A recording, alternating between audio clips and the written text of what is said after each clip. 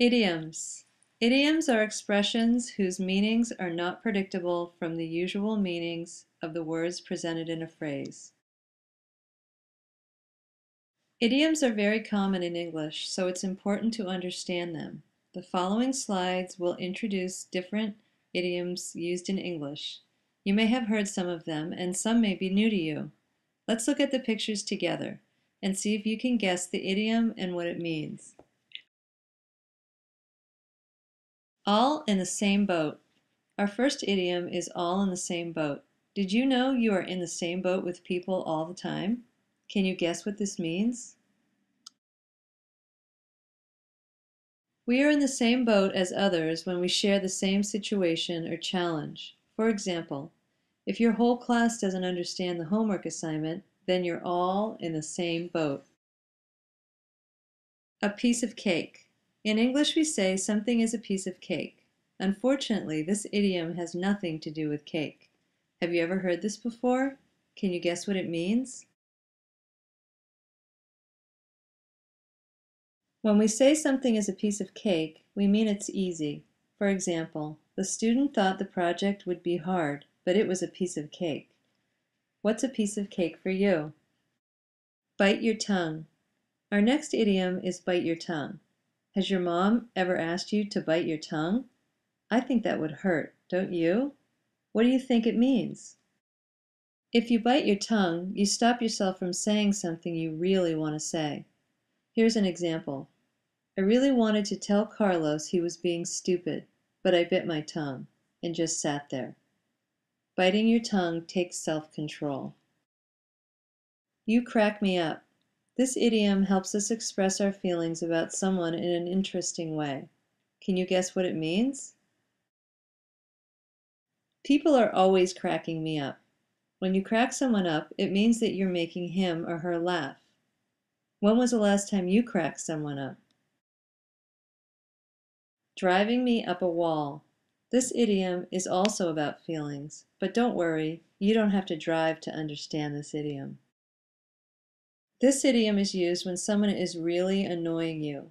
For example, sometimes your little brother or sister might be driving you up a wall. Bend over backwards. This idiom has to do with helping people, not gymnastics. Can you guess what it means? To bend over backwards means to try very hard. You can remember this idiom if you think about the action of bending over backwards. It's not an easy thing to do, and trying to please or help someone else is not always easy either. Sometimes I find it hard to bend over backwards. Don't you? Hit the books. Most people read books, they don't hit them. I wonder what this idiom means. If you hit the books, you study or read hard. Students would say, I have to hit the books tonight because I have a big test tomorrow. Will you be hitting the books tonight? Lend me your ear. When we lend someone something, we let them use it for a while. What do you think this idiom means? Lend me your ear is a polite way of asking for a person's attention to listen to what you will say.